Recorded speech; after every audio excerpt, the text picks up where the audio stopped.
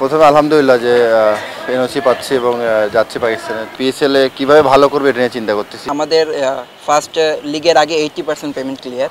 So এদিক থেকে প্লেয়াররা একটু সবাই হ্যাপি।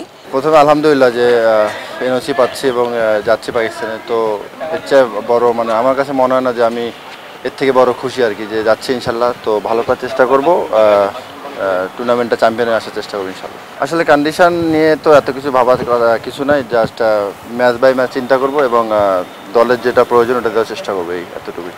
আপাতত কোনো মেসেজ নাই, জাস্ট হাই হ্যালো হচ্ছে সবার সাথে, কমিউনিকেশন ভালো হচ্ছে সবার সাথে, এতটুকু হচ্ছে। এমনি কোনো প্ল্যানিং বা কোনো কিছু নিয়ে কথা হয়নি। না, অবশ্যই আমার মনে হয় পাকিস্তানের উইকেট হিসাবে যতগুলো ব্যাটসম্যানদের সাথে খেলছি এবং পাকিস্তানের ম্যাক্সিমাম ব্যাটসম্যানের সম্বন্ধে ধারণা আছে, তো অতটুকু নিয়ে কাজ করতেছি যে কে কোন জায়গায় ভালো খেলে না খেলে এইসবই আর কি। আসলে আমি বর্তমান নিয়ে চিন্তা করতেছি ভাইয়া, পিছনে কী হয়েছে আমি চিন্তা করতেছি, জাস্ট আমি পিএসএল-এ কীভাবে ভালো করবে এটা নিয়ে চিন্তা করতেছি। ভালো হয়নি, স্বাভাবিক হইতেই না পারে, তো আমি চেষ্টা করবো যে ভালো কিছু যেন হয়, এটা চেষ্টা করতেছি। না, আসলে আমি পিএসএল-এ যাচ্ছি, এটা আমার জন্য অনেক অপরচুনিটি এবং আমার ফিউচারের জন্য ভালো এবং বাংলাদেশ ক্রিকেটের জন্য ভালো।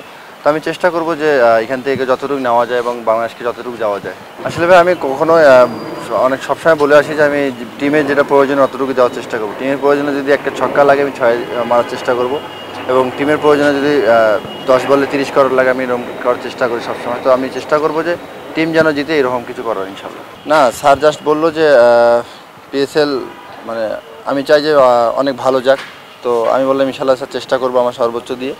তো স্যার বললো কথা হবে মাঝে মাঝে এবং টুর্নামেন্ট শেষে ভালো কিছু দেখতে চাই ইনশাল্লাহ। দেশ জুড়ে তোলপাড় ওয়ালটন ফ্রিজ কিনে আপনিও হয়ে যেতে পারেন মিলেনিয়ার। আলহামদুলিল্লাহ, ওভারঅল মিলে আমাদের ফার্স্ট দিন থেকেই আমাদের গোল ছিল একটা চ্যাম্পিয়ন হওয়ার। সো আসলে ক্রিকেটে অনেক বড় নাম থাকতে পারে, বাট মাঠের খেলায় যেদিন যে ভালো পিক করতে পারবে সেই আলটিমেটলি উইন হবে। সো আমরা আমাদের টিমে যেই ছিল, আমরা বেনিফিট পেয়েছি, আমাদের টিমে আলটিমেট 4 জন ক্যাপ্টেন ছিল। সো বিভিন্ন সময় তারা ক্যাপ্টেন্সি করছে, তাদের যে গাইডলাইন ছিল, আর আমরা আলহামদুলিল্লাহ প্রত্যেকটা ম্যাচে আমরা এক একজন করে পারফর্ম করছি। সো আমাদের ওভারঅল মিলিয়ে অন্য টিমের দিকে আমরা না তাকিয়ে আমাদের যা আছে তাই আমরা সেরা মনে করে আমরা আমাদের মাঠে আমাদের 100% দিতে পেরেছি। এই জন্য আমরা আলহামদুলিল্লাহ টেবিল টপার। এখন যেহেতু রমজান মাসে আমরা অনেকগুলো ম্যাচ খেলছি, সো আমাদেরও একটা ব্রেক দরকার ছিল। সো আমাদের কাছে মনে হয়েছে যে একটু ব্রেক দরকার ছিল, কিন্তু আমরা সবাই একত্রিত হয়েছি গতকালকেই। সো আমাদের কাছে মনে হয় না ওরকম বেশি গ্যাপ পড়ছে, বাট আমরা ইউজুয়ালি যে 2 পয়েন্টের জন্য আমরা খেলবো। সো কালকে যেহেতু আমাদের ম্যাচ শাইনপুকুরের সাথে, সো আমরা লাস্ট ম্যাচগুলো আমরা যেভাবে খেলছি ইনশাল্লাহ আমরা চাই ওইভাবে আমরা শুরু করব। না দেখেন, যখন রোজার মধ্যে ছিল প্রত্যেকটা পেসারই চাইছিল যে আপনাদের 100% দেওয়ার। সো এখন রোজা নাই, বাট গরমটা তো আছে, সো এনভায়রনমেন্ট তো একই।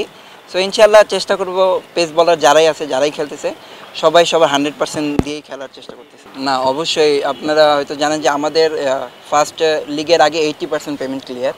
সো এদিক থেকে প্লেয়াররা একটু সবাই হ্যাপি। সো আর এনভায়রনমেন্ট যেটা বললেন যে আমরা সবাই আসলে অনেক দিন ধরে একসাথে খেলতেছি। সো ওই রকম সিনিয়র না থাকলেও সিনিয়র যে কয়জনই আছে সবাই আমাদের সাথে ফ্রেন্ডের মতোই আচরণ করছে, যখন যেটা দরকার যেভাবে গাইডলাইন দরকার আমাদের দিছে। সো ওভারঅল মিলে আলহামদুলিল্লাহ আমরা খুব একটা ভালো এনভায়রনমেন্টে আছি।